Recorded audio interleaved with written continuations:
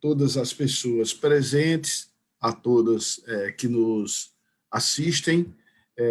Vamos dar início, neste momento, saudando vocês à mesa Marxismo e Direito, no âmbito da 15ª Conferência Latino-Americana de Crítica Jurídica, que hoje está em seu segundo dia. Começamos dia 5 e a conferência irá até 10 de outubro. Evento esse promovido já tradicionalmente pela revista Crítica Jurídica, vinculada à pós-graduação da Universidade Nacional Autônoma do México. Antes de começar a nossa mesa, que eu explicarei as regras de funcionamento das ponências, das conferências, queríamos manifestar o nosso agradecimento ao comitê organizador, primeiro na pessoa da professora doutora Marisela Costa, que nos sugeriu, que nos propôs a realização desta mesa, e também agradecer a 3 colegas, amigos, companheiros que têm nos ajudado, como falou a professora Beatriz, no nosso portunhol sofrível, que é a Amanda Villasencio Penha, a doutora Samskara Gandhi, com quem nós temos tido contato permanentemente, e o doutor Carlos Ordonhês. Nós teremos uma ordem de fala em razões de tema, uma organização que nós procuramos estabelecer, de forma que a primeira conferencista a falar vai ser a professora Beatriz Oliveira, a quem vou apresentar daqui a pouco, que vai falar sobre a transição agroecológica como princípio e como direito, uma abordagem marxista. Em seguida, falará o professor João Adolfo Ribeiro Bandeira, com a temática da crítica ao direito crítico, a perspectiva marxista do fenômeno jurídico.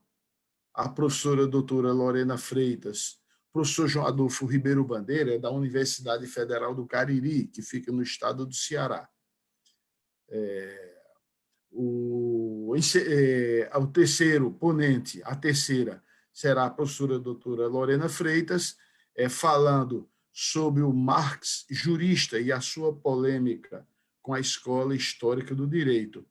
Eu, na condição de pessoa que coordena a mesa, e por uma regra de educação bem respeitada no Brasil, falarei, por último, sobre a ontologia jurídica em Marx e sua tensão entre descrição e prescrição do fenômeno jurídico. A nossa primeira conferencista, a professora Maria Beatriz Oliveira da Silva, é doutora em Direito, tem uma tese defendida em Direito Ambiental no Centro de Pesquisa Interdisciplinar em Direito Ambiental e Urbanismo da Universidade de Limoges, na França, foi orientanda do professor Michel Prier, é mestre em Direitos Sociais e Políticas Públicas pela Unisc, do estado do Rio Grande do Sul, estado brasileiro no extremo sul do país, é graduado em Direito e também em Letras, e atualmente é professora, já há algum tempo, professora do programa de pós-graduação em Direito da Universidade Federal de Santa Maria, onde a Bia, como nós chamamos carinhosamente no Brasil, desenvolve intensa atividade social, política, intelectual, é uma destacada, como eu já mencionei, pesquisadora, e lá, Bia, como carinhosamente chamamos, e já mencionei, leciona a disciplina Direito e Sustentabilidade Crítica, coordenando também um ativo grupo de pesquisa sobre direito, marxismo e meio ambiente. Nós combinamos, caros e caras assistentes, que para permitir tempo do debate e para resolver problemas como esses que sempre surgem, de atrasar um pouco a transmissão em razão de problemas técnicos, que nós trabalharíamos todos nós entre 15 e 20 minutos para permitir também a participação dos que nos ouvem e assistem. Desta forma, sem maiores delongas e desativando o meu microfone, eu tenho a honra de passar a palavra para a nossa querida Beatriz Oliveira, professora Beatriz Oliveira, no Brasil, creio que no México também. Boa tarde. Bem, eu faço a minha saudação afetuosa a todos, nas palavras do professor Enoque, eu saúdo a organização desse tão importante evento, e, ao mesmo tempo, professor Enoque, meus companheiros de mesa, de lutas, de jornadas tantas que já temos e que ainda teremos por vir, né? Então, como é uma mesa que trata de direito, vai tratar de direito, né, numa visão crítica, especificando, então, a minha área aqui é mais específica no campo do direito ambiental, ou do direito ao meio ambiente ecologicamente equilibrado, e do direito ao desenvolvimento sustentável, digamos assim, né? E essa temática da transição agroecológica, ela não surge por acaso. Antes, eu gostaria de dizer que, dada a limitação de tempo e mais esses contratempos que a gente tem, nós mesmos combinamos, eu gostaria que a professora Enoque, quando chegasse o tempo de 15 minutos, já me fizesse um sinal, né? Porque daí eu não fico preocupada com o tempo e trato de fazer o encerramento. Então, a minha metodologia vai ser muito mais do que desenvolver uma fala, uma palestra, etc., dentro desse tempo limitado. Vai ser muito mais de levantar inquietações, e são inquietações verdadeiras, inquietações que estão me movendo à reflexão agora, e até que eu divido com os colegas, né? Com aqueles que estão agora, nesse momento, nos assistindo, também eu esqueci de fazer a saudação, e aqueles que ainda vão nos assistir. Quer dizer, se existe uma vantagem nesses tempos difíceis que a gente está vivendo, que temos que fazer por esses meios os nossos encontros, é que também depois eles ficam disponíveis àqueles e aquelas que têm interesse. Então, como que eu pensei em organizar, em pontuar algumas coisas? Tem apenas 2 citações que eu acho fundamentais que eu vou fazer, o restante vai ser pontuando algumas questões e deixando depois em aberto para reflexão. Por que o meu interesse? Eu já começo dizendo que eu falo transição agroecológica, com agro entre parênteses, porque daqui um pouquinho eu vou mostrar, né, que quando se fala em transição ecológica, é no campo da agroecologia, é a agroecologia que vai emprestar o seu conceito de resiliência e os conceitos e os princípios e métodos, etc., para que se pense uma transição ecológica. Portanto, a inquietação e o interesse pelo tema surgiu, eu já desenvolvi há pouco tempo, né, digamos assim, o início dessa fala com o grupo do professor Enoque, na Universidade da Paraíba, Direito, né, Marxismo e Realismo. Essa inquietação vem do fato de, nesse momento de pandemia que nós estamos vivendo, os cientistas atribuírem o fato, estabelecer uma relação, eu diria, entre a devastação do meio natural, ou, em outras palavras, a crise ecológica e a crise sanitária. E a conclusão, né, de vários cientistas que eu estive observando, né, e lendo, eles vão dizer o seguinte: não é suficiente, não basta atacar as consequências dessa crise sanitária, que está vinculada à crise ecológica, sem atacarem as causas. E aí vem a minha primeira inquietação né? Uma inquietação de um lado, uma questão, e, ao mesmo tempo, a apresentação de uma proposição. A questão é, se não basta atacar as consequências, temos que atacar as causas, né? Isso me levou a ir à causa das causas. Se a causa está no ataque frontal, na devastação do meio ambiente, né, em função da crise ecológica, então, qual é a causa das causas?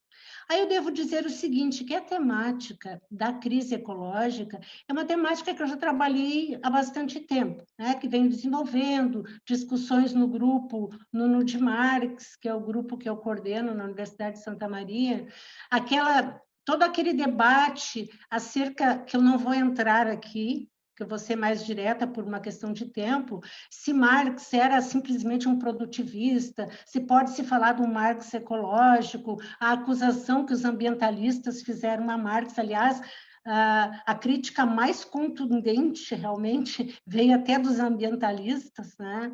Então, toda essa discussão já foi feita no grupo.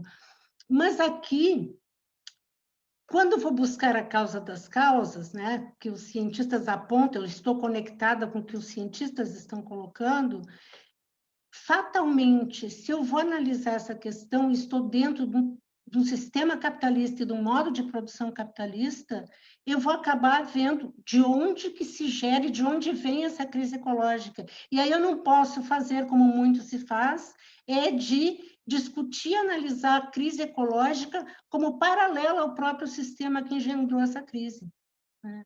Então, fatalmente, eu vou ter que me encontrar, quando eu for buscar a causa das causas, eu vou ter que me encontrar com Marx. Com Marx, para quem a natureza, não esqueçamos, com Marx, para quem a natureza é o corpo inorgânico do homem e mãe de toda a riqueza, né? Cujo trabalho é o pai, ele vai dizer isso, mas a mãe é a natureza, a mãe de toda a riqueza. E Marx vai evidenciar uma coisa, que desde a acumulação primitiva do capitalismo, digamos, da pré-história do capitalismo, né, vem ocorrendo um aprofundamento. Então, se essa relação, se esse corpo inorgânico, se essa relação é orgânica, né, vem acontecendo o que Marx vai chamar de ruptura metabólica, ou fratura metabólica, ou falha metabólica entre o humano e a natureza. Então, aliás, esse conceito é muito importante porque o John Bellamy Foster, que quem atua na área de marxismo e meio ambiente acaba conhecendo, ele vai dizer, eu vou abrir aspas, acho que é importante colocar as palavras do Bellamy Foster, porque ele vai trabalhar a questão da crise ecológica da perspectiva marxista, fundamentado, embasado nesse conceito de falha metabólica, ou de ruptura metabólica. E ele vai dizer o seguinte, foi a primeira análise a delinear uma visão globalmente abrangente nas ciências sociais da crise ecológica, abrangendo a sociedade, a natureza e suas interligações dialéticas e conectando isso ao campo da produção. Então, por isso que eu disse há pouco, aqui está, e o Foster vai defender isso, aqui está uma base para se discutir a crise ecológica, porque essa vinculação é obrigatória de se fazer, né? Não é uma coisa paralela ao campo da produção, é o modo da produção. Então, o que é importante ver? Que desde a acumulação primitiva, onde houve essa separação violenta do produtor e dos meios de produção, do homem e da terra, e com todas as metamorfoses, né? O Marx vai dizer que o capitalismo está sempre se metamorfoseando pela própria sobrevivência e pela sua busca de expansão. Então, desse processo que vem lá da acumulação primitiva, até nós chegarmos no modo de produção na agricultura, porque nós vamos ficar aqui mais centrados na questão da agricultura, porque é importante que se diga que os cientistas apontam que 80% das causas de desmatamento e devastação ambiental está ligada ao campo da agropecuária capitalista, né? Em outras palavras, do agronegócio. Então, desde a acumulação primitiva, em todas essas transformações do capitalismo, né? Chegando até a chamada Revolução Verde, as suas diferentes fases também, né? Nós vamos ter esse processo de aprofundamento da ruptura metabólica. E aí, chegando na questão da crise da agricultura capitalista, na crítica, eu diria, da agricultura capitalista, também é importante. Eu disse que eu teria duas citações, essa é a segunda. A primeira foi sobre a questão da relação metabólica. A segunda, o Marx vai dizer que todo o progresso da agricultura capitalista é um progresso na arte de saquear não só os trabalhadores, mas também o solo, pois cada progresso alcançado no aumento da fertilidade do solo, por certo período, é, ao mesmo tempo, um progresso no esgotamento das fontes duradouras dessa fertilidade. Por que Marx está dizendo isso? E com quem que ele está conectado? Ele também está conectado com os cientistas da sua época, porque, do ponto de vista da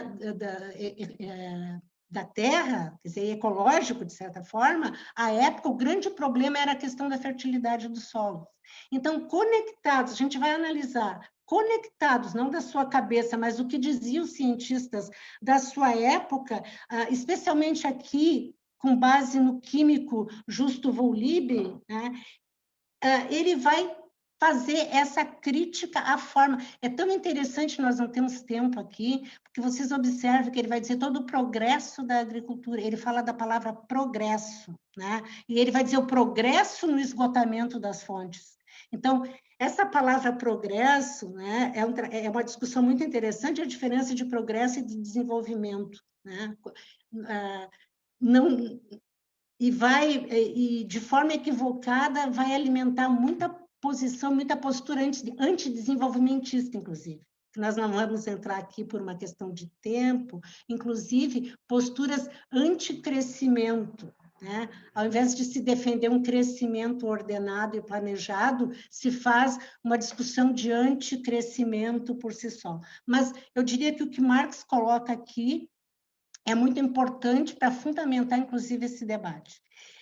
Bom, colocada essas questões, por que isso é importante? Porque a gente vai ver que muito antes da crise da agricultura capitalista, né, gerada pela chamada Revolução Verde, Marx, e eu não tenho tempo de aprofundar, vai nos oferecer não só o seu método, mas todo um instrumental teórico fundamental para a discussão dessa crise ecológica. Mas aí, chegando na temática da transição ecológica, né, os marxistas sabem, ou pelo menos uma parte deles sabem, que o novo vai sendo gestado por dentro do velho. Né? As coisas não acontecem, né, porque nós imaginamos que tenha que ser, ou, né, idealisticamente. E aí entra um exemplo concreto de oposição na prática a essa agricultura capitalista, que é o caso que nós temos no Brasil e América Latina como um todo, que é o exemplo concreto da agroecologia. A agroecologia, e é importante que, eu acho que isso é importante frisar, no meu entendimento, a minha escolha se dá por aqui, né? Porque existem várias práticas alternativas. E eu me filio, me baseio, digamos, na ideia do chileno, do Altier, né? Miguel Altier, porque para ele a agroecologia é uma ciência.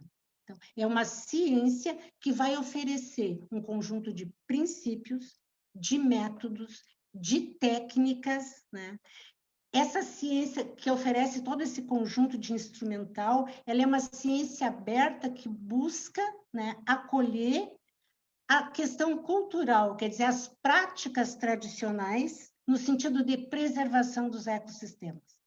Então, muito mais do que de ser uma prática alternativa, a importância de ver a agroecologia como uma ciência. Por quê? Nós temos um exemplo concreto no Brasil, né? Não podemos também aprofundar aqui. O MST é o maior produtor agroecológico de arroz orgânico da América Latina, né? E um dos maiores produtores do campo da agroecologia no Brasil.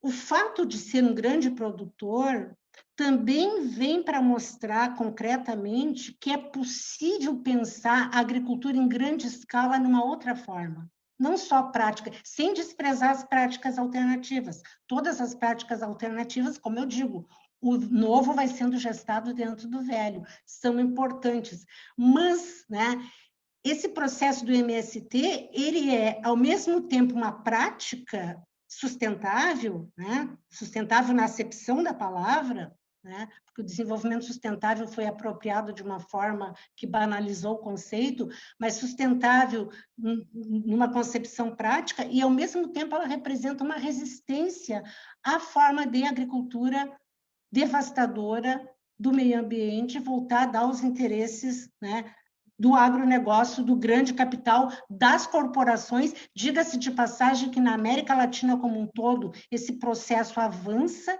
de várias formas, avançando no processo de privatização da natureza e também de estrangeirização das terras. É outra questão que avança a grandes passos no momento, que talvez não tenhamos tempo de aprofundar, mas fica esse remarque. Então, como eu estou dizendo... 2 minutos. Bom, então eu não vou conseguir avançar para a questão da agroecologia, da transição ecológica, só para pontuar que não basta uma transição no campo apenas da agroecologia. A transição ecológica ela tem que se dar de maneira transversal quando formos pensar num processo ou num projeto de reconstrução dos nossos países nesse pós-pandemia. Transição em todas as áreas, né? De uma indústria geradora de resíduo para uma indústria... Então, não vou citar todos os exemplos aqui, porque, para mim, fica a questão final, que é a seguinte, mas se eu falar, e não tive tempo de aprofundar aqui, é possível uma transição ecológica nos marcos do capitalismo? Aí, no meu entendimento, volto a dizer, sem desprezar as práticas, né, que vão sendo gestadas, evidentemente que se o capitalismo é o próprio gerador desse processo, não entrei no campo do direito, né? Os colegas, depois aproveito que eu tinha aqui as minhas anotações a fazer, que nós temos uma vasta legislação ambiental, né? Então, aí o direito como aparência, o direito como essência, como aparência, ele é um grande protetor do meio ambiente, as nossas leis são riquíssimas, o Brasil nem se fala, né?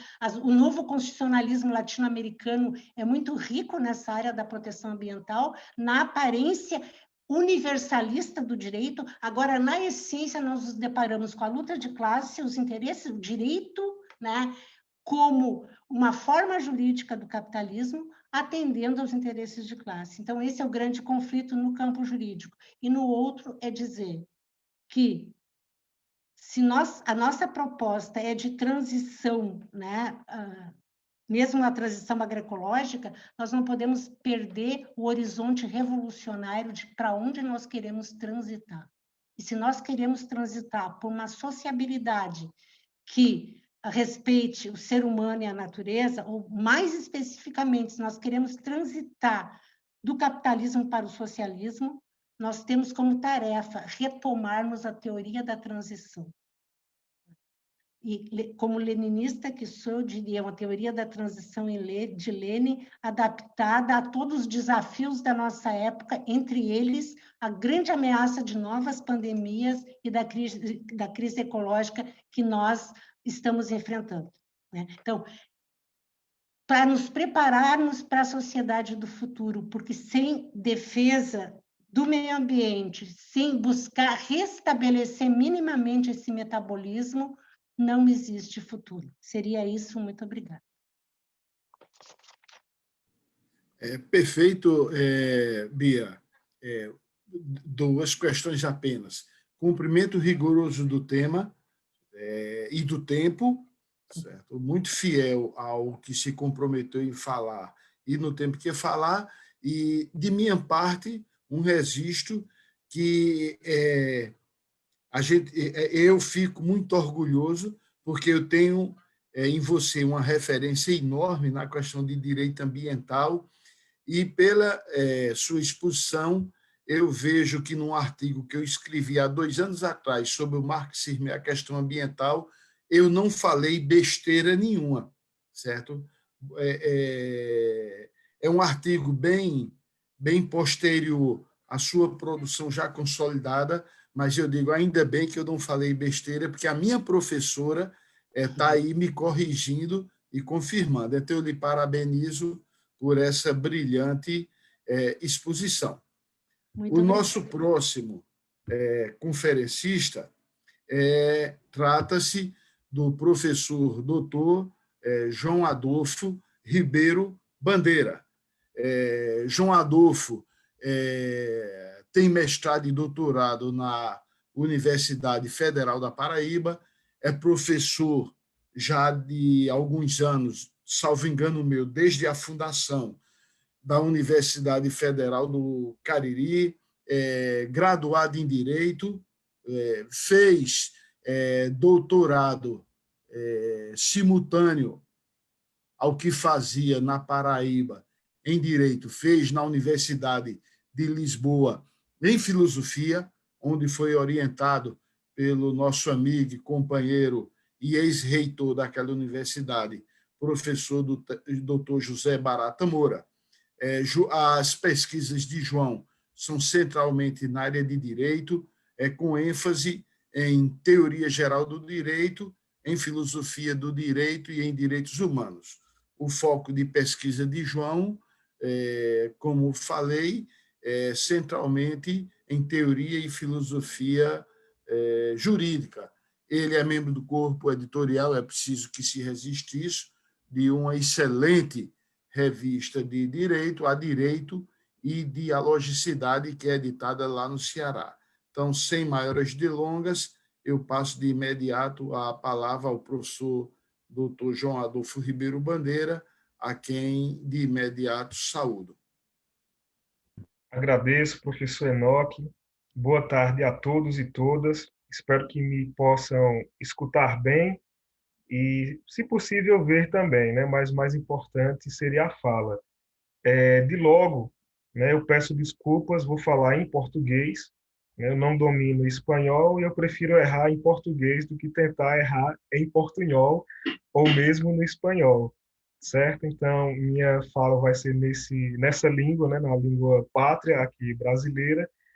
E agradeço desde já o convite, né, a doutora Amanda Penha e a Sanskara Gandhi, que tiveram em contato conosco, pelo menos comigo, por e-mail, né, com alguns outros professores e professoras por WhatsApp, né, conseguindo viabilizar e dando as informações necessárias para a participação no evento. Gostaria de saudar também a nossa mesa, né, composta pelo professor Enoque, a professora Lorena e a professora Beatriz. É um prazer imenso reencontrá-los, ainda que virtualmente, né, dentro do grupo de pesquisa do qual faço parte, né, o núcleo de pesquisa do professor Enoque e da professora Lorena. A gente tem um encontro semanal às quartas-feiras, e com a professora Beatriz, que já foi convidada do grupo, é sempre uma grata felicidade estar no mesmo espaço que a senhora. Antes de iniciar, né, só destacar essa data, que é uma data extremamente importante, não por conta da nossa mesa apenas, que também é importante, mas hoje é o registro, né, de nascimento do professor Oscar Correias, inclusive, né, nascido em 1943, no dia 6 de outubro. Então, acho que é importante saudar a organização do evento, a própria UNAM, né, e a própria Revista de Crítica Jurídica, com essa data da maior relevância, né, que por mais que não esteja presente do ponto de vista material, vamos colocar dessa maneira, né, está mais vivo do que nunca, né, e sua perspectiva de crítica, de conhecimento e de aprofundamento nas questões que nós debatemos hoje no evento, durante toda a semana e não somente nela, repercutem no seu legado, né, na Argentina, aqui na América do Sul, na América Latina como um todo, né, para não dizer no mundo, que reverbera a perspectiva de criticidade. Bom, pessoal, dando início então, eu vou tentar cumprir meu tempo bolchevicamente, aqui já está marcado, inclusive. A pergunta que eu indago, né, para esse tema que foi escolhido é: para que é que serve o direito, né? O início da crítica, né, que todo estudante de graduação em direito faz logo no começo do curso, é perguntar qual é a utilidade do direito, né? E aí surge um debate muito amplo sobre o que é essa concepção de direito enquanto técnica e direito enquanto ciência. A primeira concepção de crítica que se tem é a finalidade, a teleologia que se busca alcançar dentro do que nos é colocado durante a graduação em direito, sobre qual é a sua finalidade, o que é que ele quer alcançar. E nesses anos iniciais, né, nas cadeiras propedêuticas, como a gente chama aqui no Brasil, o que se discute é um paralelismo entre a ciência do direito e as demais ciências sociais e humanas. Tudo isso que eu estou colocando não é nenhuma novidade, né, para nós, né, mas é importante ressaltar que a primeira crítica, o primeiro ponto de ruptura que se tem sobre o que é ou o que deve ser o direito é essa diferenciação entre técnica ou tecnologia social, por um ponto, e cientificidade jurídica, que na filosofia, na teoria do conhecimento, a gente pode debater enquanto um propósito epistemológico sobre o próprio direito, né? E aí a gente deveria determinar o quê? Um objeto específico da pesquisa, ter uma metodologia apropriada para ser aplicada ao direito e as formas de controle do que seria essa ciência social ou essa ciência jurídica. Esse é o primeiro debate que se faz sobre a concepção de crítica ao direito. Ainda não é uma perspectiva que seja marxista, marxiana, marxóloga, por exemplo, né? Mas é o que se tem num primeiro aspecto. Algumas pessoas conseguem avançar nesse sentido e compreender que, para além dessa crítica inicial, essa crítica imanente que se tem ao direito, se pode colocar outras situações. E a primeira delicadeza que se fala em respeito a isso é quando você dá de frente, dar de cara, como a gente chama por aqui, né, e toma um susto sobre o conceito de justiça, em que o direito ele não pode ser compreendido enquanto sinônimo daquilo que nós conhecemos, ou melhor, queremos conhecer enquanto justiça, né? O direito, na verdade, ele faz parte de uma organização de poder, seja ele institucional do poder judiciário, ou seja na manutenção das elites, do status quo pré-definido, né? Desde os primórdios é um tempo muito longo, mas desde a organização social e da propriedade privada. Então, quando se fala no andamento dessa crítica, é compreendê-la, antes de tudo, como uma crítica social. A primeira crítica do direito é sobre a sociedade que se utiliza deste próprio direito, né? Então, quando nós temos uma sociedade que é extremamente regrada, extremamente belicosa entre os seus pares, nós percebemos que há um problema de entendimento, de harmonia social, porque o direito, nesse aspecto, ele surge, num primeiro patamar, como forma impositiva do Estado, né? O controle e o monopólio do poder, inclusive físico, de impor à sociedade do qual ele faz parte, dentro de um ordenamento jurídico específico, a sua capacidade de limitar a liberdade dos indivíduos. Então, nesse aspecto, o direito surge como um alicerce do Estado, né? É um dos pilares que constrói o Estado, junto com a política, junto com a questão bélica, junto com a questão territorial, junto com a questão linguística. Então, o direito sozinho, ele surge como esse fronte, né, que vai possibilitar o estabelecimento dos chamados estados nacionais. Se você não tem um entendimento constitucional de identidade, seja ela política, religiosa, cultural, das mais diversas expressões, o direito serve para unificar, ainda que pela força, sobre o mesmo lastro constitucional e chamar aqueles diferentes de iguais, estabelecer um parâmetro unicamente, meramente idealista, em que configura uma perspectiva de dever ser, ainda que não seja efetivado, cumpre-se apenas como promessa, nunca na materialidade. Então, esse alicerce do Estado, quando ele é colocado numa concepção de crítica inicial do que seria uma teoria marxista sobre o direito, nós compreendemos que ele surge enquanto finalidade da chamada superestrutura, que visa legitimar uma base sólida da economia e, assim, conseguir apresentar, conseguir definir, conseguir justificar as diferenças e, ainda assim, prometer uma equalização que nunca se realiza. Esse é o primeiro aspecto que se coloca dentro de uma concepção de crítica ao direito sobre a sua possibilidade enquanto braço, né, fundante do próprio conceito de Estado. Não é, perdão, não é estranho, né, para a perspectiva marxista que, quando se fala em Estado, a gente está falando de uma apropriação da liberdade individual, né? E quando se fala em individualidade, nega-se, no primeiro aspecto, o individualismo, o sujeito egoísta que faz parte da sociedade pré-capitalista, capitalista, ou mesmo completamente burguesa, né? A gente fala num conceito mais amplo de povo, pertencente a um determinado lastro de sociedade. Vejam só que quando a gente critica esse aspecto e traz em mente a concepção de pertencimento, de cidadania, de entendimento a uma determinada sociedade do ponto de vista social, religioso, antropológico e político, a gente está falando obrigatoriamente sobre a questão judaica, que o Marx traz esse lastro de crítica aos direitos que foram planificados, que foram planejados no período da Revolução Francesa. Então, o lastro de promessa, na verdade, ele não se efetiva. Por quê?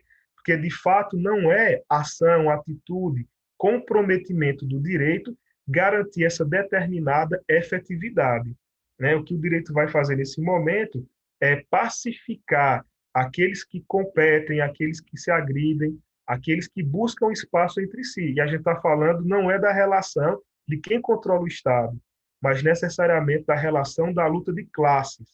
Então, a história que se coloca para o direito é uma história fundada na própria materialidade da existência humana. A idealidade do direito deve ser compreendido necessariamente, né, entre aqueles que compreendem para além do que é posto como formalismo, ela deve ser compreendida meramente como uma idealidade, um idealismo, né, um dever ser que nunca se cumpre ou que nunca se efetiva. Então, esse é o primeiro aspecto. E quando é que a gente pode tratar sobre uma crítica importantíssima sobre o direito, né, numa perspectiva marxista? A única citação que eu quero fazer aqui nesse momento, eu optei por fazer um recorte sobre o que é a crítica marxista ao direito, né, e são várias obras do Marx sobre essa seara, muito embora não tenha desenvolvido uma teoria específica sobre a seara jurídica, mas lá no capítulo 2 do livro 1 do Capital, algo extremamente importante, em que você reconhece existir uma nota destacada sobre a crítica ao direito e, principalmente, que o que eu acredito ser o grande fiel da balança sobre uma consolidação dessa crítica para a contemporaneidade, a necessidade, né, imediata, urgente, que se trabalha a partir de um método colocado para análise sobre o que é o direito. Então, nesse aspecto, a gente deve compreender o direito numa tradição de interpretação marxista, posta como uma superestrutura para compreender a dimensão de espaço, né, de localização do direito dentro da teoria clássica, assim por dizer, clássica para o marxismo, mas não deixar de lado a compreensão contemporânea de como o direito atua enquanto instrumento, não ciência, enquanto instrumento de legitimação, e que ele pode, inclusive, influenciar nessa consolidação da infraestrutura dos estados que são hoje supranacionais. Os limites territoriais, eles são extremamente frágeis. Não à toa a gente tem uma grande mercantilização do próprio conceito de cidadania, de pertencimento, que, por exemplo, durante a pandemia, vem sendo rediscutido, né? O fechamento das fronteiras por uma necessidade de emergência global de saúde sanitária, né? De preocupação sanitária. Então, quando se coloca essa primeira delimitação sobre uma interpretação daquilo que é o direito nessa perspectiva, eu trago uma preocupação acerca do método, né? Porque fica muito imediato, muito inicial e até, de certo ponto, não aprofundado, apenas definir e tabular o direito como uma instituição pertencente à superestrutura das sociedades capitalistas. Pode ser que eu esteja errado, né? Mas a proposta é essa, discutir metodologicamente a compreensão e o entendimento do direito enquanto pertencente também, não exclusivamente, mas também inclusivo enquanto infraestrutura. E para isso, é importante que a gente faça uma delimitação extremamente importante, que é a compreensão sobre a dialética hegeliana e a dialética marxista. De um ponto de vista extremamente simplista, resumido e até leviano, João. certo? E até leviano, a gente coloca essa situação da dialética marxista, né, como uma inversão da dialética hegeliana. Considerar essa maneira é simplesmente deixar de lado as duas dialéticas. E a proposta que se coloca para a compreensão do direito é o abandono, a destituição do apego da idealidade, do idealismo, ou necessariamente de uma fundamentação de um direito natural que possa ser compreendido até os dias de hoje. O direito ele é reflexo da sociedade, e por ser sociedade, por ser povo, existe a necessidade da materialidade, da expressão corpórea, inclusive da luta de classes. Então, partir para a crítica marxista, nesse aspecto, é considerar uma metodologia própria, definida na dialética marxista, a partir dos conceitos de materialidade e materialismo histórico e dialético, também para o direito, né? Ou de crítica à norma positivada pelo Estado. É compreender que o direito não surge por uma simples intervenção religiosa ou simples intervenção estatal, ou que ele é considerado como uma abertura da participação popular em prol da capacidade de liberdade, ainda que vigiada, né? Ainda que restringida a toda a situação que está posta nesse aspecto. Então, quando se complementa essa crítica marxista do fenômeno jurídico, é compreender qual fenômeno que nós estamos falando. O fenômeno definido sobre crítica é o fenômeno da legislação, é o fenômeno de como o direito é e como o direito existe, né? Não cabe a nós simplesmente tentar compreender de uma forma desapegada dos conceitos materiais o surgimento do direito, a gênese, seja ela religiosa, seja ela de uma explicação unicamente metafísica.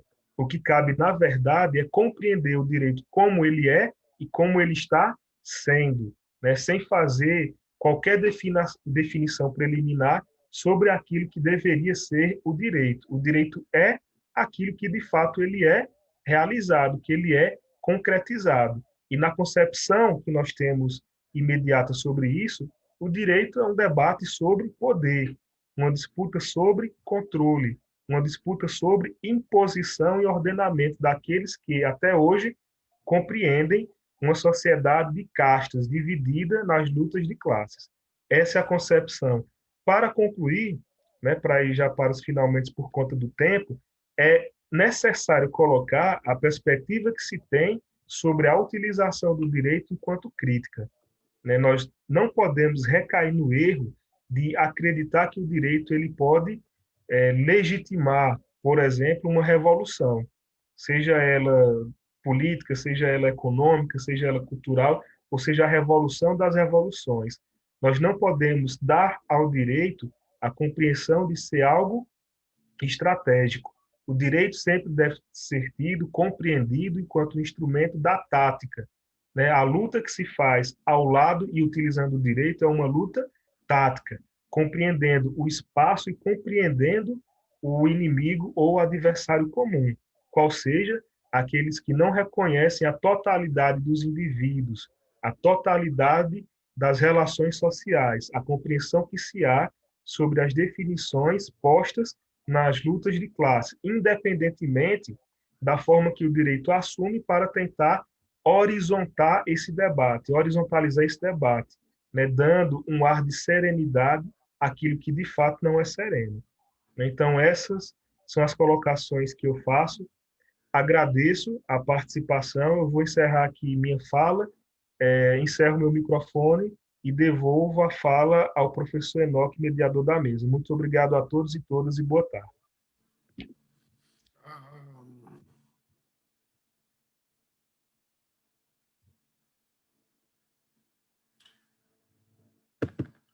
Um minuto.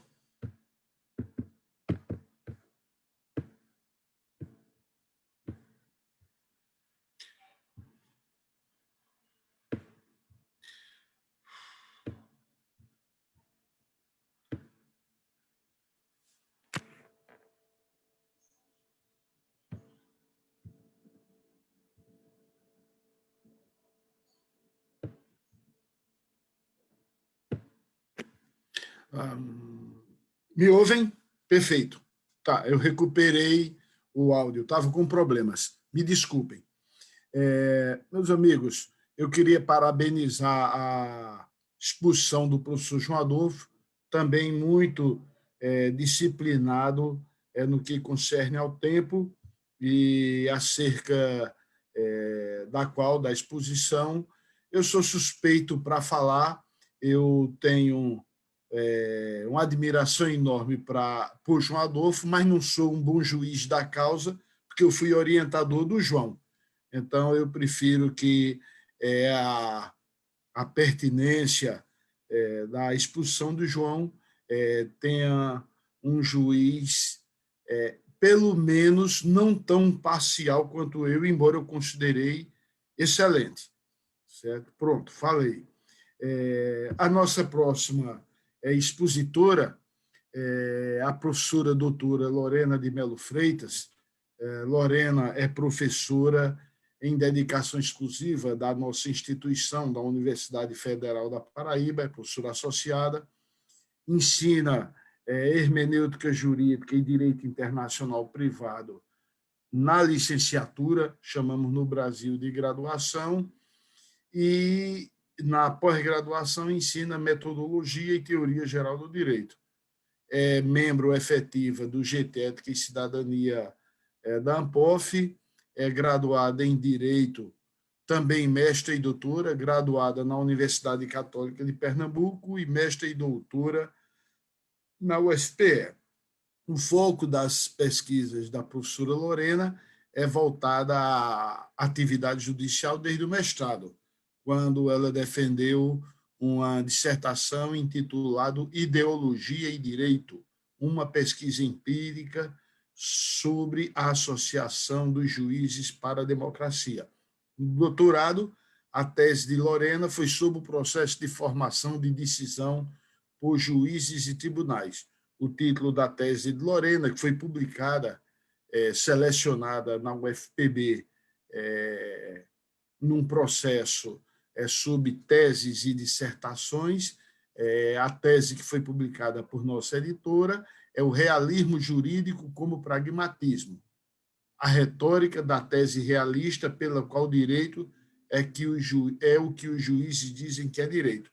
Lorena tem diversos livros publicados, organizou várias obras coletivas, sempre sobre essa temática, é fundadora do grupo de pesquisa Realismo Jurídico junto ao programa, é também pesquisadora co-líder do grupo de pesquisa Marxismo e Direito, e junto com a Lorena, agora com o João, nós formamos um núcleo de pesquisa sobre marxismo, realismo e teoria do direito. Então, portanto, os temas que a professora Lorena da pesquisa eu já falei, fez pesquisa pós-doutoral junto aqui à Unip, certo? Estudando um pesquisador pouco conhecido no Brasil, afora, que dá o nome ao edifício da CAPES, um grande pesquisador, um grande brasileiro, o baiano, o Anísio Teixeira, e ela fez uma pesquisa exatamente sobre a obra desse grande brasileiro, que muita gente fala que morreu de um acidente, mas é preciso que se registre na história que o professor Anísio Teixeira foi assassinado, foi jogado no poço de um elevador, certo? No edifício onde morava. Então, sem maiores delongas, e já tendo alongado demais pela extensão do currículo e pelas qualidades da nossa terceira conferencista, eu passo a palavra à professora Lorena Freitas. Boa tarde a todos. Tendo sido apresentada, agradeço ao professor Enoque pelas palavras e pela propositura desta mesa, Marxismo e Direito, a convite da Universidade Autônoma do México, da revista Crítica Marxista, e parabenizo e agradeço a oportunidade a todas as colegas, companheiras da comissão organizadora. O artigo que estou elaborando para apresentar e, posteriormente, viabilizar a publicação nessa ocasião, intitula-se O Marx Jurista e sua polêmica com a Escola Histórica do Direito. Penso e escolhi essa temática porque uma mesa que trata de marxismo e direito e a propositura, como o professor Enoque colocou, tem a ideia de trazer a discussão do marxismo para tratar algumas questões jurídicas. E assim a gente tem tanto uma perspectiva teórica quanto uma perspectiva prática de abordagem. Por exemplo, a apresentação da professora Beatriz trouxe uma questão mais prática. A apresentação do João Adolfo já trouxe uma questão mais reflexiva e teórica.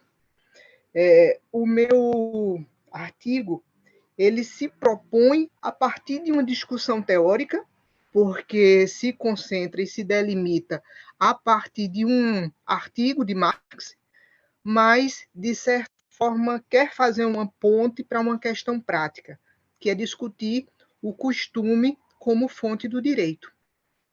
Então, o texto de Marx que tomamos como ponto de partida dessa discussão é a sua crítica do Manifesto Filosófico da Escola Histórica do Direito. E esse texto ele é desenvolvido em 1842, um ano em que marca a reflexão de Marx em relação a algumas questões materiais, ou interesses materiais, como ele próprio diz no prefácio à contribuição à crítica da economia política. Então, eu vou citar o próprio Marx. Ele dizia: minha área de estudos era a jurisprudência, a qual, todavia, eu não me dediquei senão de um modo acessório, como uma disciplina subordinada relativamente à filosofia e à história. Em 1842, 1843, na qualidade de redator da Gazeta Renana, encontrei-me pela primeira vez na embaraçosa obrigação de opinar sobre os chamados interesses materiais. Os debates do Parlamento Regional Renano sobre os delitos florestais e o parcelamento da propriedade fundiária, a polêmica oficial que o senhor von Schaper, então governador da província renana, travou com a Gazeta Renana sobre as condições de existência dos camponeses do Mosela, as discussões, por último, sobre o livre câmbio e o protecionismo, proporcionaram-me os primeiros motivos para que eu começasse a me ocupar das questões econômicas. Então, eu trago aqui esse prefácio, a fala do próprio Marx, para situar, de certa forma, que, ainda que a nossa fala recorra a esse Marx que tratou de temas jurídicos, mas a gente não pode desconsiderar esse Marx filosófico e economista. E o ponto de partida, a provocação, tem uma base concreta, que é uma dúvida que sempre saltava a indagação dos meus alunos na disciplina de hermenêutica jurídica. Quando a gente vai discutir as escolas hermenêuticas no direito, ou seja, como a proposta de interpretação do direito ultrapassou períodos históricos, após apresentar a escola de exegese francesa, que apresenta a interpretação do direito a partir de um apego à lei, à letra da lei, à literalidade, nesse mesmo contexto, na Alemanha, temos a expressão da escola histórica alemã enaltecendo ou se caracterizando pela defesa do costume jurídico.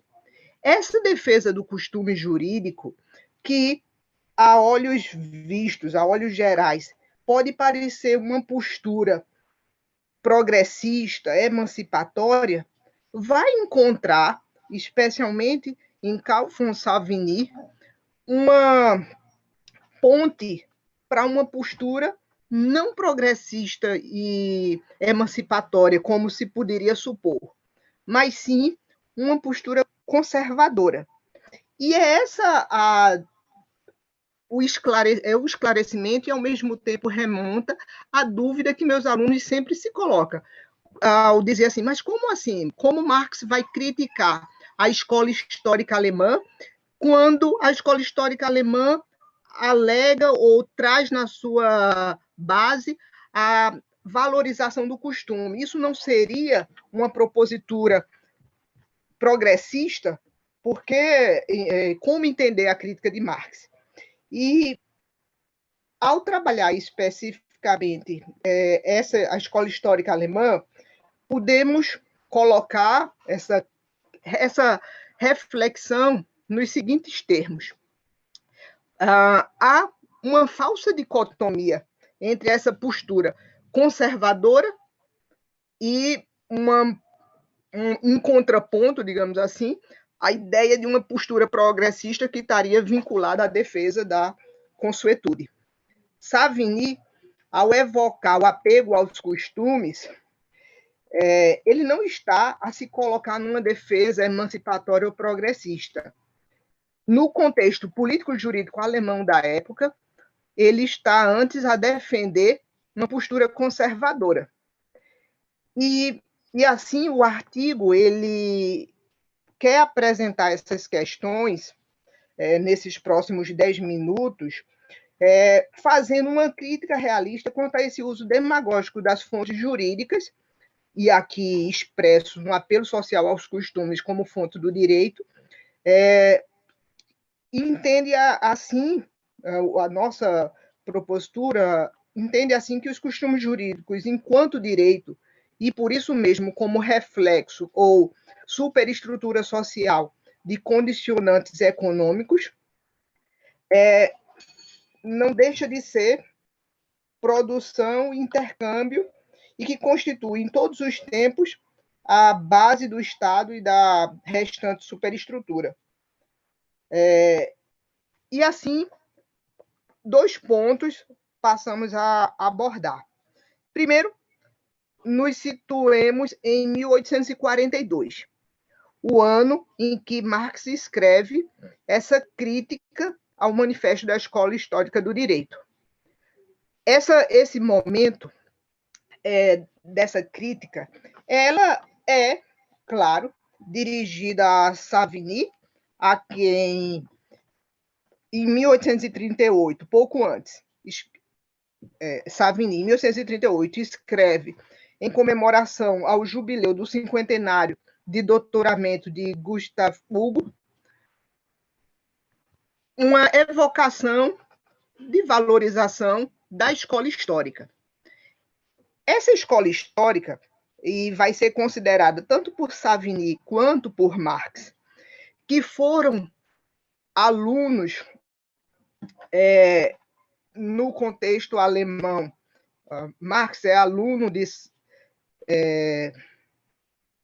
dessas grandes referências hermenêuticas no contexto da Alemanha, e nessa formulação, tanto Marx quanto Savigny identificam em Gustavo Hugo esse patriarca, essa referência central da defesa do direito natural, que vai ser a expressão da escola histórica. Nesse contexto de desenvolvimento da escola histórica, vai ter um grande debate acerca da positivação do direito na Alemanha. E aí a gente precisa lembrar que a Alemanha era um país ainda recém-unificado. Então, o Anton Justus Thibaut, ele vai defender a codificação alemã num texto intitulado Da necessidade de um direito civil geral para a Alemanha, e vai ser contraposto por Savigny. E Savigny, defendendo exatamente o apego e a valorização das fontes do direito, Savigny vai se contrapor ao Thibaut no texto intitulado Da vocação dos nossos tempos para a ciência do direito e a legislação. Esse debate entre Thibaut e Savigny se dá em 1814. A partir desse debate, vence que posição? Vence a posição da não codificação alemã. E Savigny vai ser o grande expoente que, por trás daquela defesa de valorização dos costumes, estava, na verdade, expresso os seus interesses de manutenção e conservação do status quo, eis que ele representava ali interesses monárquicos. Tanto que, em 1842, ele é nomeado, e veja que curiosidade, pelo rei Frederico Guilherme IV, em fevereiro de 42, como ministro para a reforma da legislação prussiana. Ou seja, outrora ele se colocava contrário à positivação, à legislação, com a valorização dos costumes. Algum tempo depois, ele passa a representar, como ministro ali de Estado, a conduzir esse processo de uniformização e reforma da legislação prussiana. E é nesse contexto que há um famoso julgamento que envolvia uma questão acerca de um costume milenar naquela sociedade, que era a coleta de lenha caída. Esse fato fazia parte do costume, no sentido de que não afetava a propriedade, não se considerava uma ameaça, uma turbação ao direito de propriedade. E nem era algo prescrito, nem defeso em lei. Ou seja, é nesse espaço vazio que o costume se expressa. Lembrando aqui, e me permita uma nota de rodapé, que o foco em torno do costume como fonte do direito, tanto na crítica de Marx como objeto geral dessa minha fala, é o costume jurídico no sentido que a tradição do civil law compreende. Ou seja, costume jurídico como práticas sociais reiteradas com convicção de juridicidade. Ou seja, as pessoas se comportam de tal forma como se a norma colocasse ou determinasse aquele comportamento. E eu faço essa nota de rodapé porque a ideia de costume jurídico na tradição do common law é outra. Lá, o costume jurídico se assenta nas ideias das decisões anteriores, do precedente. Então, é o costume de como os tribunais decidem. E não é esse sentido do common law, não é nessa perspectiva que a gente está abordando aqui o costume como fonte de direito. Então, voltando à criminalização da coleta de lenha caída, esse debate, no momento em que Marx estava na Gazeta Renana, é um debate que estava se passando no parlamento. E ele, ali como redator se manifesta, escreve também sobre esse tema. São, na verdade, esse manifesto filosófico da Escola Histórica do Direito, a crítica do manifesto, é um pequeno texto de Marx, de 1842, que, ao tempo em que aponta essa crítica a Savigny, e mais incisivamente a Gustave Hugo, que precede, é anterior ao Savigny, foi o professor, mentor de Savigny. Esse texto ele vai trazer extratos de debates pontuais de questões jurídicas, ou daquelas questões materiais que, no prefácio à Crítica à Economia Política, o Marx se referia, e que eu citei no início da fala. Então, ele vai falar sobre a liberdade, vai falar sobre o casamento, vai falar sobre a educação, vai falar sobre o direito privado, vai falar sobre o direito do Estado, vai falar sobre propriedade. Ou seja, ele traz vários extratos para, como um todo, apresentar essa crítica ao debate que Savigny perpetuava ali, a partir das referências anteriores, ou seja, do manual de 1799 de Gustave Hugo, que traz as bases do direito natural como fundamento para o próprio desenvolvimento da escola histórica alemã. E esse debate ele vai ter, com a criminalização da lenha caída, a exacerbação dessa postura contraditória de Savigny, mas que, antes de ser contraditória, ela apresenta o Savigny que não tinha, na defesa do costume, uma posição de princípio, mas sim a defesa de determinados interesses, da monarquia, que, naquele contexto, ele era ali o porta-voz de representação do antigo regime. Então, quando o Savigny ele se omite nessa questão, e o Marx e a sociedade como um todo esperaria o quê? Que o grande defensor dos costumes, representante da escola histórica, naquela ocasião do debate sobre a criminalização da coleta de lenha caída, que era uma prática milenar, ou seja, era um costume, tivesse ali o papel incisivo, como ministro de Estado, de apresentar uma defesa. Ou seja, me encaminhando para essas considerações finais. A atualidade da crítica de Marx à escola histórica tem uma propositura de perceber, numa perspectiva assim, crítico-dialética, o papel das fontes no direito.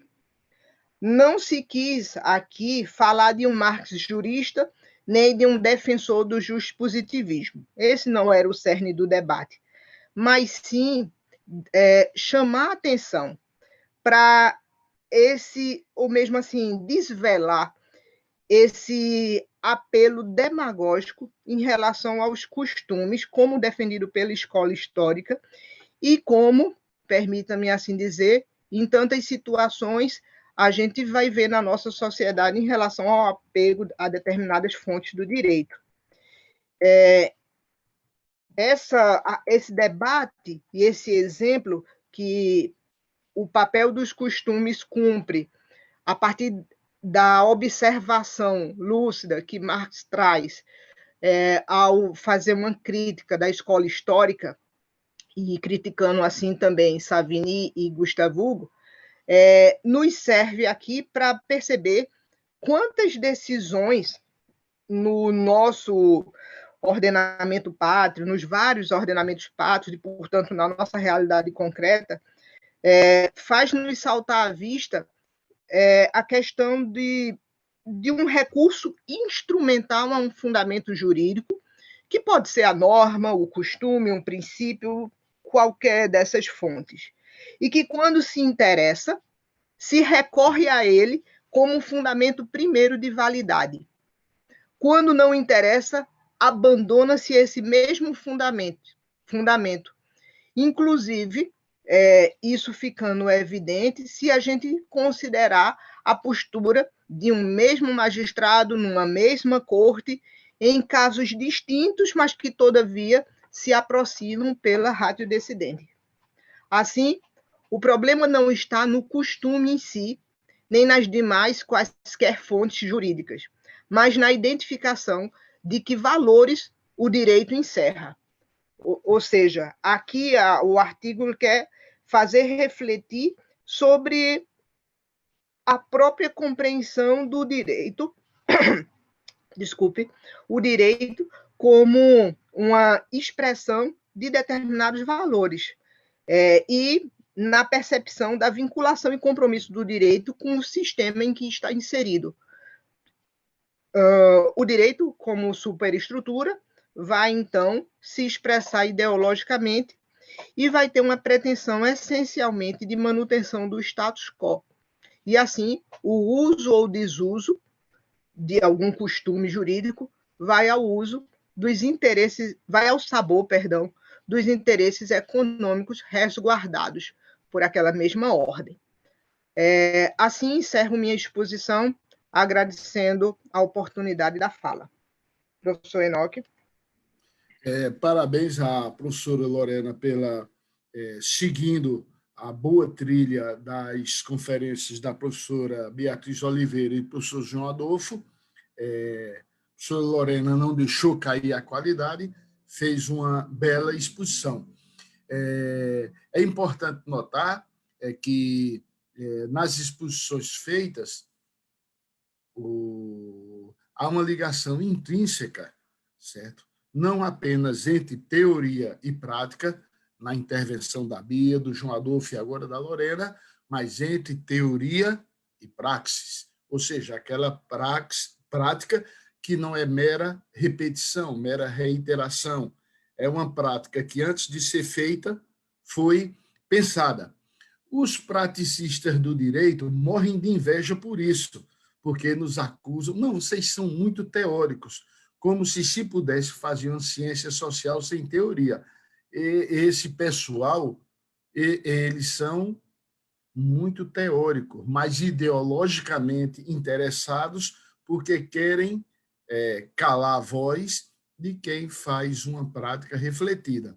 Ora, nos acusam de excessivamente teóricos, e quando nós entramos no mundo prático, problemas de ocupação de terra, problemas de direito ambiental, problemas de aplicação do direito, como Lorena e João levantaram, não, vocês são muito práticos, tem que pensar em metafísica. Então, para enfrentar adequadamente os inimigos, é preciso conhecê-los, porque eles também são interessados. A diferença entre eles e nós é para quem foca o interesse. Nós somos aquilo que o velho Helder ensinou, defensor das maiorias abraâmicas, e temos orgulho em deixar esse interesse claro.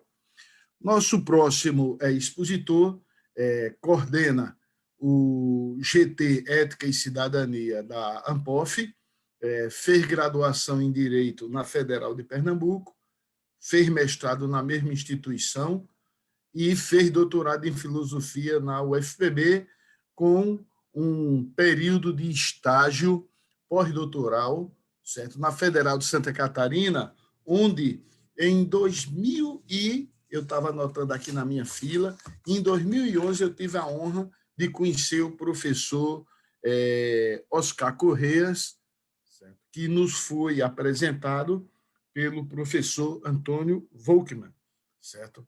Que nos convidou para ser palestrante naquele evento. Eu sou professor associado da UFPB, leciono na graduação e pós-graduação em Direito e em Filosofia só na pós-graduação. Então, sem maiores delongas, eu vou me restringir e também seguindo o bom exemplo que me foi dado, até 15 horas e 55 minutos, eu não vou esquecer que é 55, a minha exposição. Veja, pessoal, amigos, né? Pessoal é assim, é muito pessoal, é no Brasil que nós temos esse cacuete, esse hábito. Eu queria, antes de tudo, agradecer, eu já o fiz no começo, mas agora vou fazer não mais na condição de coordenador da mesa, mas de conferencista, um dos 4 conferencistas. O tema da minha exposição nesse evento da crítica jurídica, é preciso que se diga que essa magnífica revista, fundada pelo professor Oscar Correias, que, ao mesmo tempo, também foi e continua sendo o núcleo de pesquisa da UNAM, a maior universidade do México. Esse evento já está em sua 15ª edição. E, nessa edição, eu resolvi estudar um tema que é recorrente. O título da exposição, eu acho que é um pouco... Eu gosto mais de subtítulo, mas a gente faz o que pode.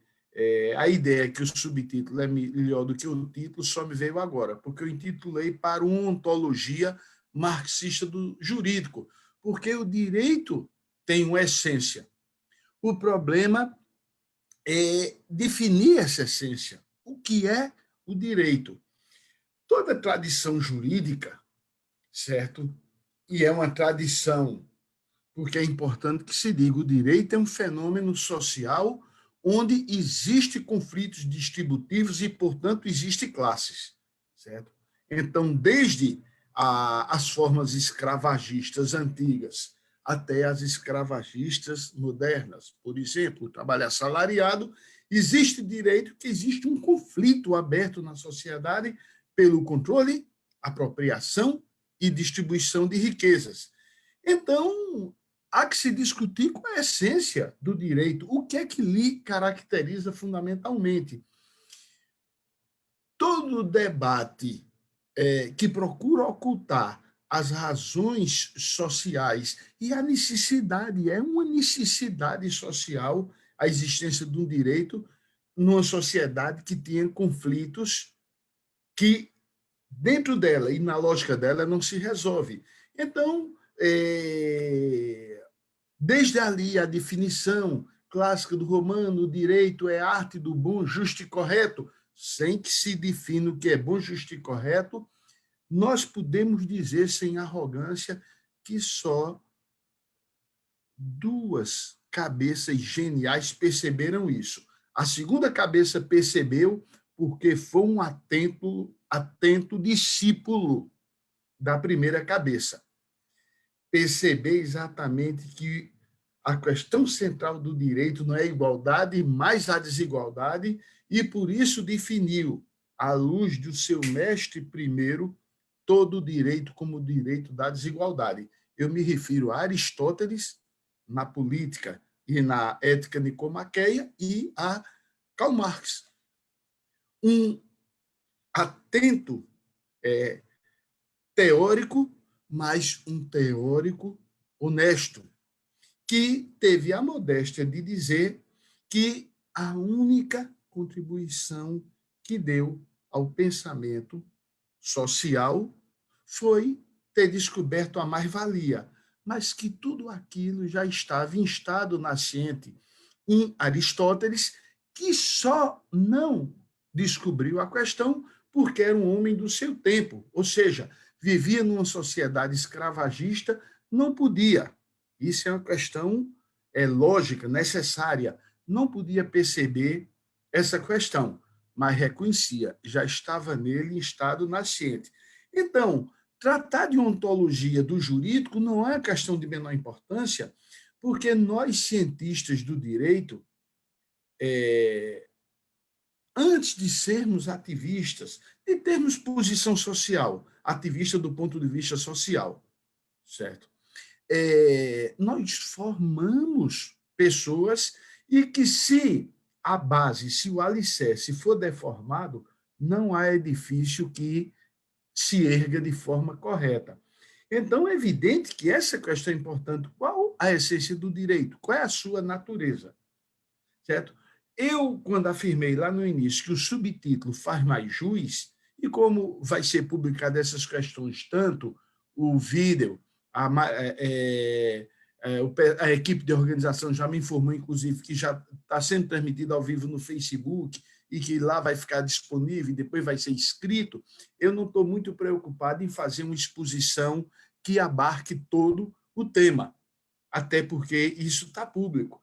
Mas é exatamente que na definição, e é por isso que eu acho o subtítulo melhor, da essência caracterizadora do direito, que não é a busca da justiça em abstrato, não é a arte do bom, justo e correto em abstrato, não é atribuir a cada um o que é seu em abstrato, não é discutir propriedade em abstrato, certo? Mas para compreender isso, tem que se perceber uma questão, e a filosofia, e especialmente a filosofia do direito, tem essa particularidade. Às vezes é preciso uma pessoa que não é de nosso campo teórico, não é de nosso campo político, não é de nosso campo ideológico, às vezes ter que gritar no nosso rosto: rapaz, está percebendo não? Se você não está percebendo, é ignorância, e aí ignorância se resolve, é só estudar, ou é uma cegueira ideológica, em razão do seu lugar de classe. Não é só porque é burguês, não. Às vezes a pequena burguesia, ela também não consegue perceber essa questão. Quem foi esse filósofo que nos alertou, certo?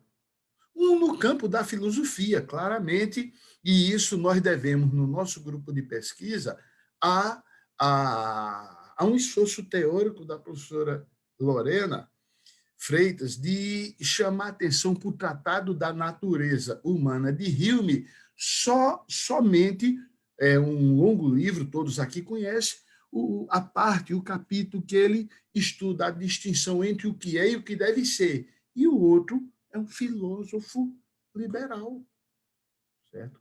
Um teórico liberal, certo? Com quem a cultura marxista teve uma relação tensa e tem, em prejuízo da cultura marxista. Eu me refiro a Kelsen.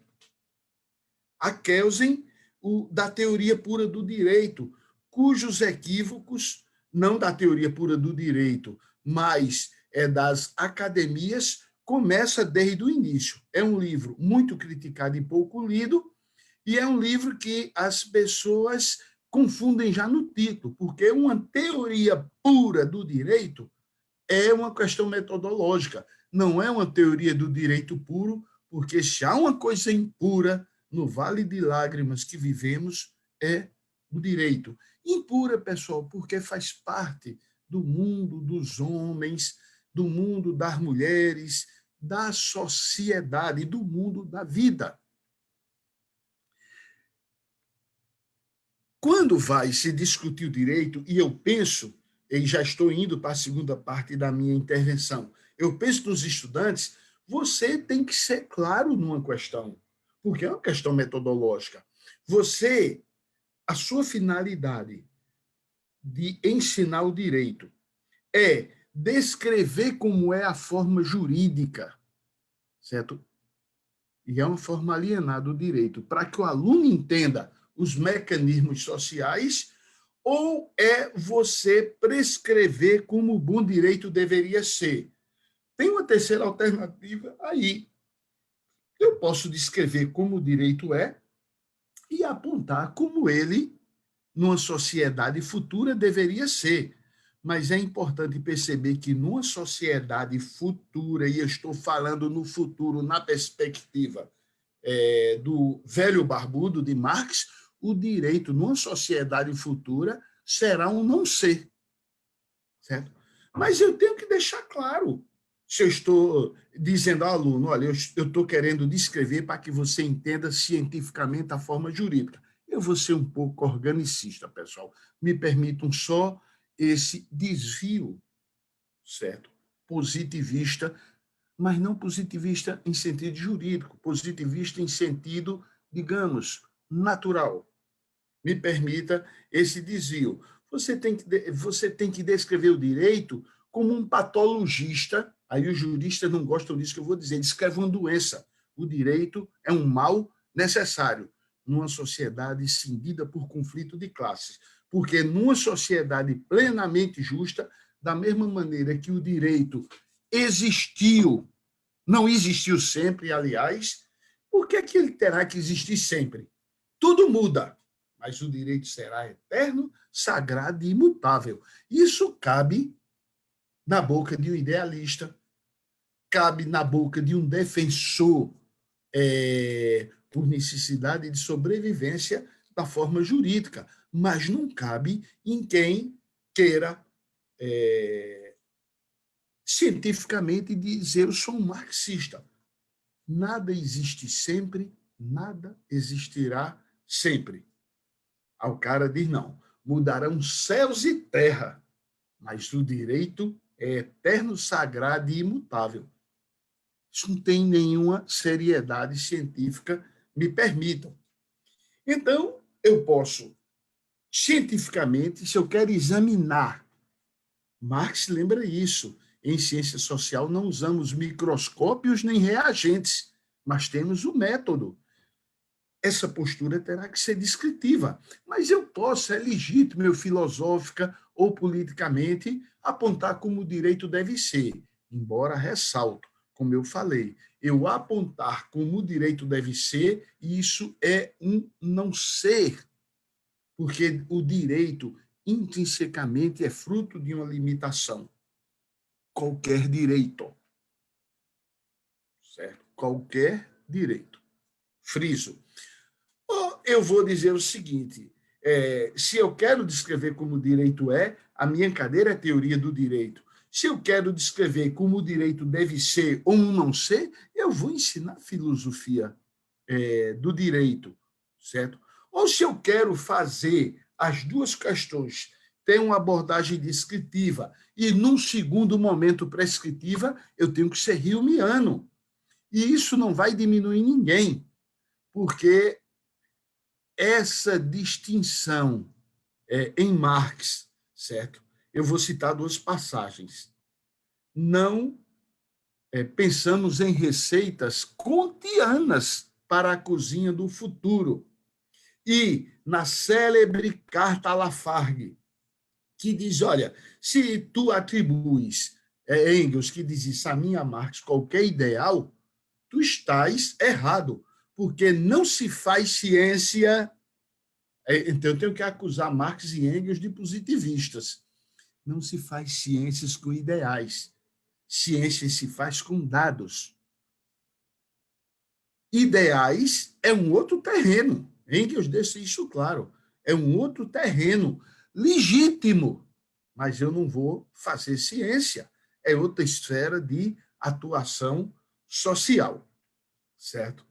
Ou seja, disse com todas as letras por Lafargue, tu erras em atribuir a nós não lutamos porque temos o ideal. Nós lutamos porque nós temos uma análise científica da sociedade. Mas essa análise científica, para se concretizar, precisa de ação humana.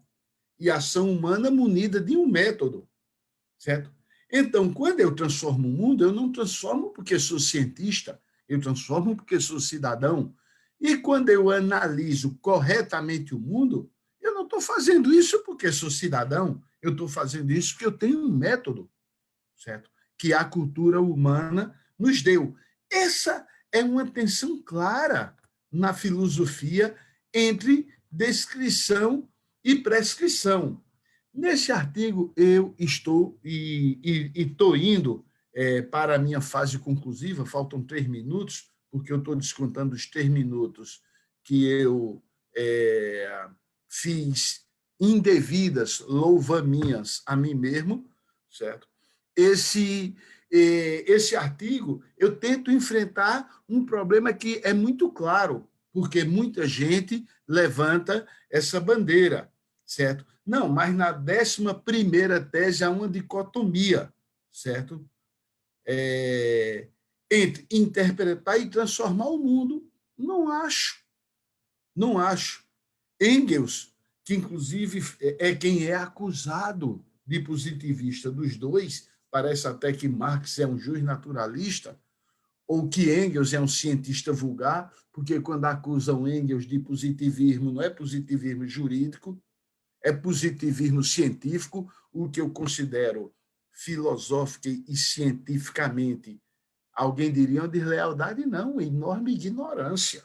Uma enorme ignorância. A pessoa precisa ter lido, veja o paradoxo, ter lido Engels de ouvir dizer, ou seja, ter lido Engels é por comentador, e comentador ruim, certo?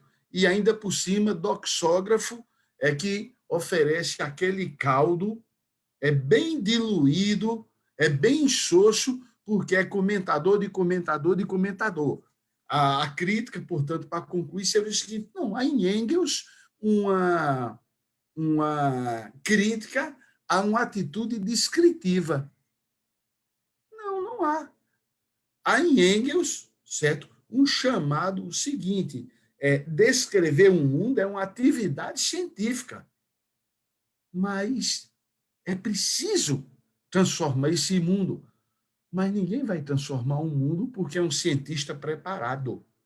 Você vai transformar o mundo porque você foi um cidadão que se educou, mas que também teve uma boa formação, certo? É possível sair uma pessoa conservadora de um lar, digamos, de pais emancipadores, mas certamente esses pais perguntam: eu errei em alguma coisa, porque eu eduquei alguém para autonomia e alguém optou não apenas pela submissão ao estado de coisas, mas como submeter os outros. Então, a tensão eu considero aparente na 11ª tese, certo? Engels entende perfeitamente ali que é uma tese síntese, que há dois níveis de olhar a realidade. Um, eu descrevê-la, e outro, eu mostrar o caminho para transformá-la. Eu desconfio, pessoal, desconfio. Isso é algo a ser provado, e eu estou cascavilhando já há uns 2 anos a Mega de Marx, não para achar alguma afirmação, mas ir no aparato de obras lidas pelos dois. A Mega 2 vai vir completa, porque eu tenho quase que certeza que os dois leram o Tratado da Natureza Humana. Então, conhecer não abre mão, isso é uma enorme bobagem, do transformar. Eu apenas tenho que compreender, insisto, que são instâncias diferentes. Eu entendo o mundo, e, claro, como lembra Zé Paulo Neto, nós vemos o mundo com as lentes que construímos. O método dialético é uma excelente lente, mas eu vejo o mundo. Isso é uma primeira etapa da atividade, senão minha prática, certo? Vai ser mera poiesis, vai ser mera repetição. O meu projeto de transformar o mundo depende de uma compreensão correta, certo? É uma derivação dela, na minha opinião, mas com ela não se confunde. Senão, eu abdicaria de um negócio chamado ciência, certo? E, portanto, para transformar esse mundo, eu necessito, primeiro, ter uma compreensão adequada dele.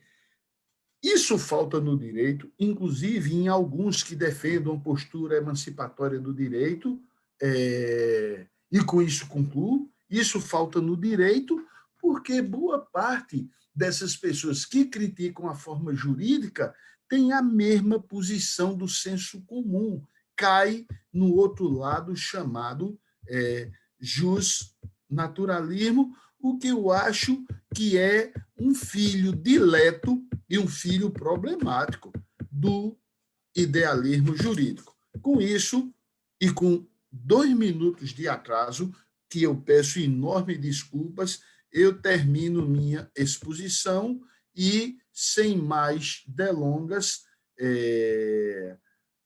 encaminharei, certo? Creio eu que com a concordância dos colegas, porque isso foi uma questão insistentemente levantada por todos desde de manhã, notadamente pela professora Bia Oliveira, que era melhor a gente sacrificar algum tempo e ter uma instância de debate.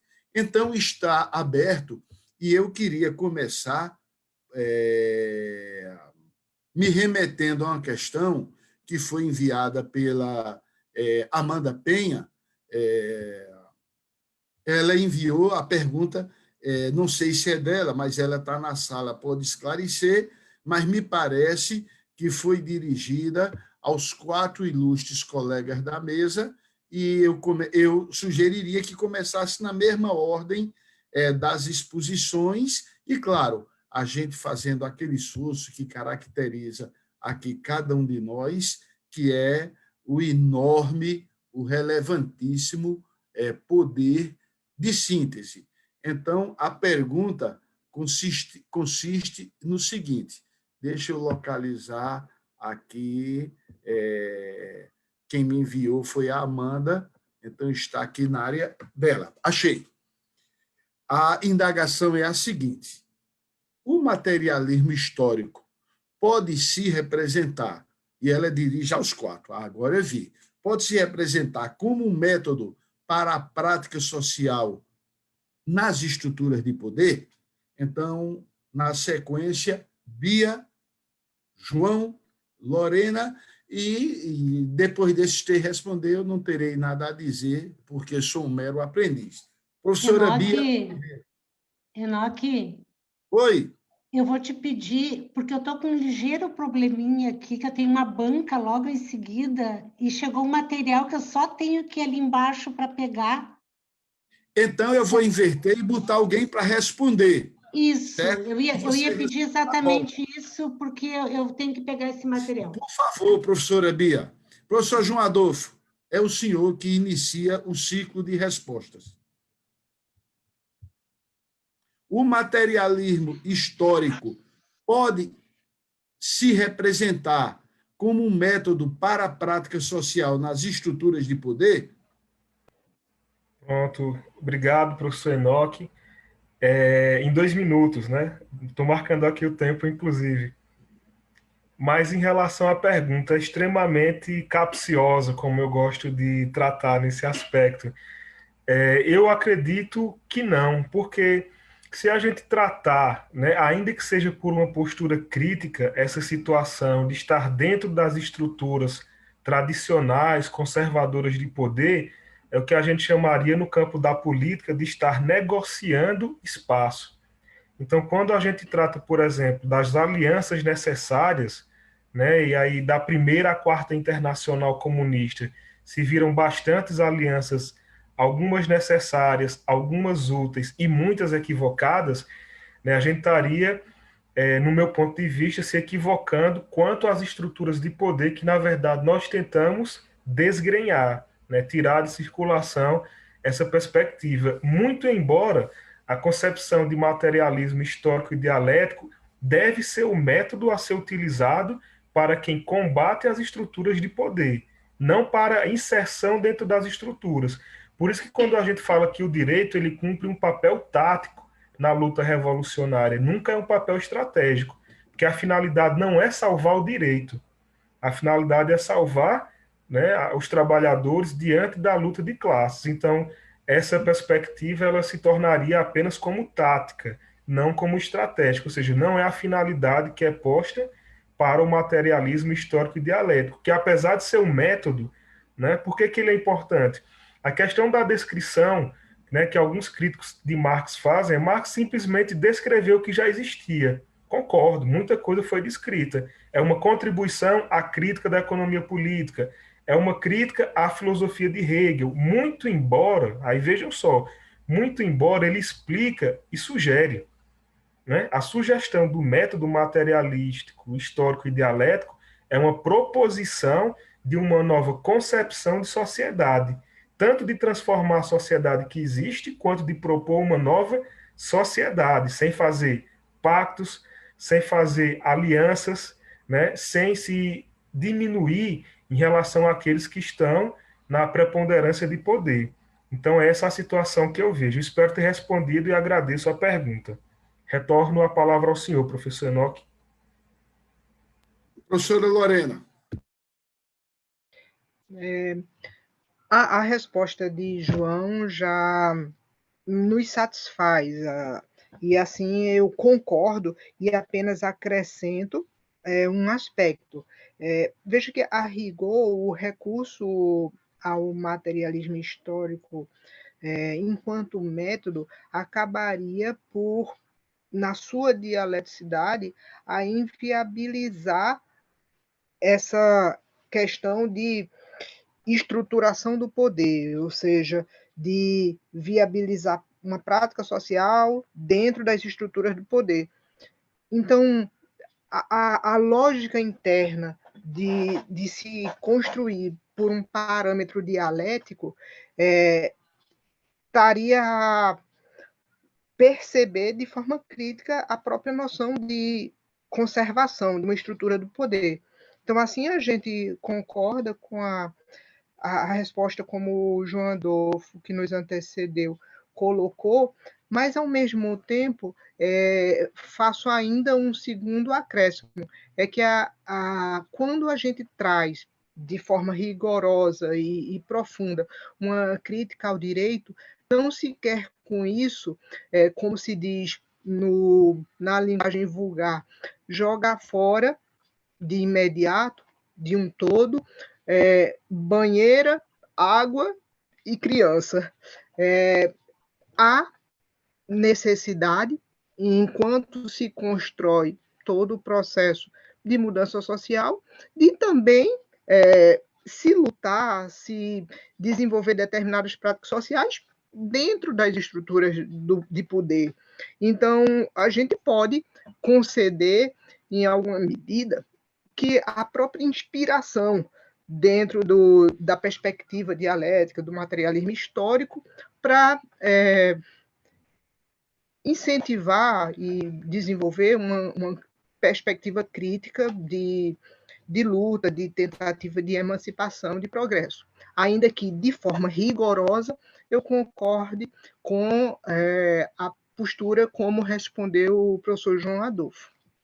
Professor Enoque. Professora Bia Oliveira, você ouviu a pergunta? Precisa repetir? Precisa repetir, porque eu estava com a cabeça num outro lugar, que estavam tocando a campainha, me mandando recados. Desculpa. Perfeito. A pergunta consiste no seguinte, um minuto só, porque também está entrando outra, e aí eu estou... Mas também, de repente, podemos pular para outra. Perfeito, localizei. E se já foi respondido, podemos ir para outra. Não, sem problema. Se o materialismo histórico pode, em seu ponto de vista, se representar ou ser um método para a prática social das estruturas de poder. Olha, não sei o que os colegas já responderam, né, sobre essa questão, se pode ser um método para análise das estruturas de poder? Não, para a prática das estruturas, não é para análise para a prática. Se ele pode ser usado como método para a prática social das estruturas de poder, não é para a compreensão delas, é para a própria prática, no interior delas. A prática social das estruturas de poder, é que eu acho que eu não compreendi muito bem a pergunta no sentido das estruturas de poder, para avaliação dessas estruturas, para assumir esse próprio poder, para estar no domínio desse poder. Me faltaria uma clareza mais, eu sinceramente, talvez... Eu penso, Bia, que é exatamente isso que você está interpretando. Se ele pode ser representado como um método para a prática social das estruturas de poder. A pessoa que fez a pergunta não concretiza que tipo de estrutura social e que tipo de poder é esse. mas se ele pode ser usado... E de que lugar nós estamos analisando esse poder. Exatamente. Né? Então, você tem 3 minutos para essa aventura intelectual. Não, é uma questão difícil, mas eu acho... Né, tem uma coisa que a professora Maria da Conceição Tavares diz que eu acho muito interessante, que ela disse, olha, eu não me arvoro como professora de método em Marx e tudo mais, mas tem uma questão que é, entre o concreto e o abstrato, quem faz uma leitura de Marx, entre o concreto e o abstrato e o concreto, ele vai escolher, por vezes, muitos caminhos. Né? Eu acho que isso significa que o método não é um engessamento, né? Não é uma receita, não é um passo a passo. E aí vem essa dialética, realmente por isso é dialético, da perspectiva histórica, né? de avaliação histórica da história como ciência, como Marx diz, da ciência, e desse dialético da avaliação do contraditório, por isso não um engessamento. Então, para mim, o método, ele serve, nesse sentido, o método de Marx, para eu avaliar qualquer realidade que se estabeleça, né? Entre elas, as estruturas de poder independente devidamente de que lugar eu estou olhando. Agora, na verdade, quem é que vai utilizar esse método? Eu acho que a tua fala completou, a tua fala inicial, a tua fala colocou muito claramente, né? Quem é que entende que esse método é um instrumento de análise da realidade, independente da realidade, que vai da situação mais subjetiva, né?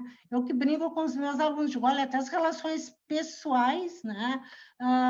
Você olhando de fora, você vai ter uma visão objetiva dessa situação, mesmo que o sujeito esteja envolvido nela. Então, eu acho que essa resposta da professora Maria da Conceição, que do concreto do abstrato ao concreto, para Marx tem vários caminhos, eu acho que tem sim, né? Porque não existe um engessamento do método. O método, ele também é dinâmico e serve para avaliar, sim, as realidades, independente de quais forem.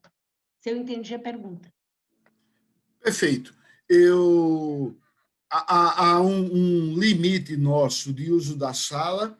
Eu vou também dar uma resposta muito rápida, mas que em bom nível se soma ao que o professor João Adolfo, aqui a professora Lorena e a professora Bia se colocaram, e depois, por uma contingência da programação do evento, nós vamos encerrar. Olha, veja, a pessoa que formulou a pergunta, eu não consegui localizar. Na verdade, é uma pergunta desdobrada, que a Amanda procurou condensar, então, me pareceu que representa, em razão das exposições nossas, das 4 exposições, uma indagação de vários colegas, mas eu diria o seguinte: o materialismo histórico, ou seja, a ciência da história, a cultura, a tradição marxista, ela foi muito clara, não é um método neutro e acima das classes, é um método socialmente posicionado. Ela pode ser um método para a prática social das estruturas de poder, depende do seu lugar social e depende também do que você quer fazer o poder. Ninguém quer o poder para nada, quer poder para atender determinados interesses. Por exemplo, eu acharia esquisito, e nisso aí eu acho que os 3 colegas me representaram, por exemplo, para que é que um fascista, um terraplanista, que quereria usar o materialismo histórico para entender a sociedade? Ele não precisa disso. Ele precisa de bala, cacetete e canhão. Se ele tem isso, ele vai resolver a vida dele enquanto for possível resolver. Não resolve sempre, porque a história, como nós já aprendemos, é um bonde alegre, onde as coisas acontecem, certo? O Chile deu bom exemplo disso. Não dá para sobreviver. O materialismo histórico é um método para quem tem um lugar social na sociedade, ele não é neutro.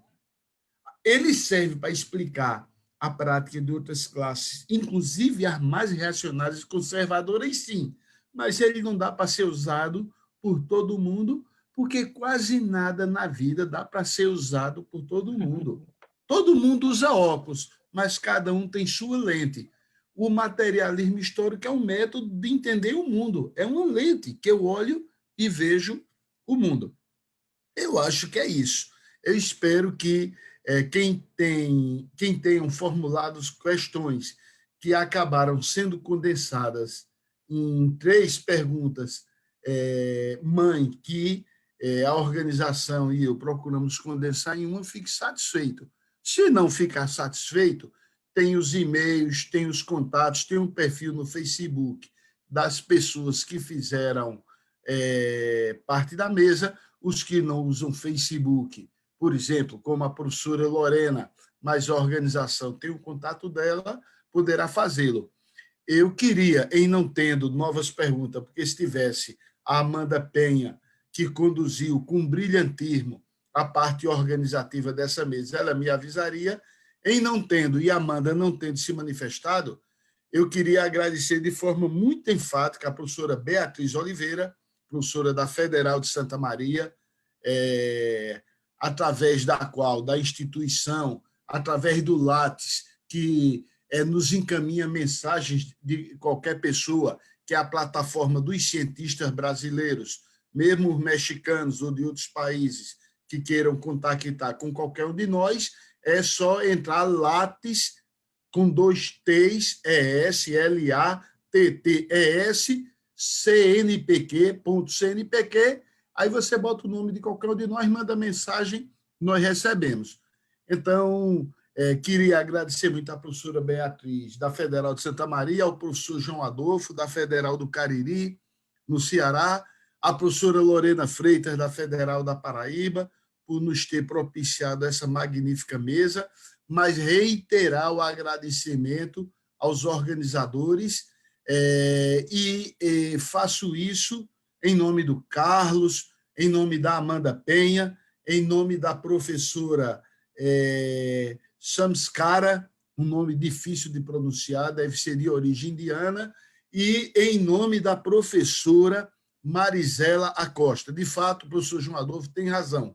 Hoje é um dia da maior importância, porque aquele que animou esse movimento em toda a América Latina, o movimento da crítica jurídica, é a data que ele nasceu, e nós temos que exaltar a vida, certo? A melhor maneira de homenagear esse grande justilósofo Oscar Correa é fazer o que estamos fazendo, dar continuidade à magnífica obra dele. Com isso, a Amanda iniciou, se ela quiser, termina ou fecha a sala de conferência, senão nós vamos ficar aqui olhando um para os outros.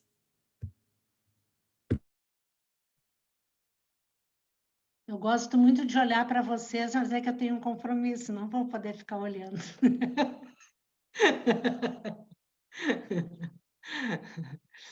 Bueno, pues solamente queda agradecer la presencia de todos ustedes. Me permito hablar en español también para que nos escuchen nuestros colegas hispanohablantes que nos siguen por Facebook. Hago la aclaración sobre la pregunta porque es importante. Nos la envió una persona del público que está escuchando con el nombre de Che Guevara, su nombre virtual. Y bueno, queríamos hacer esa aclaración y pues les agradecemos y esperamos más adelante poder tener por lo menos la síntesis de sus ponencias en español, y también pues servirá como una motivación para el público que intenten estudiar también el idioma portugués para que escuchen de manera original la intervención que hicieron, muy interesante, sobre otras lecturas que hay de Marx, sin dejar la metodología de lado. Muy interesantes sus planteamientos, y pues ya está ahí planteado la temática para seguir analizando. Pues nos pongamos todos a trabajar y seguir analizando a Marx a través de las lecturas que ustedes han hecho. Pues les agradecemos al público, esperamos nos acompañen. Todavía faltan otras sesiones de este día, 6 de octubre al sábado 10 de octubre. Muchas gracias a todos. Obrigada, beijos.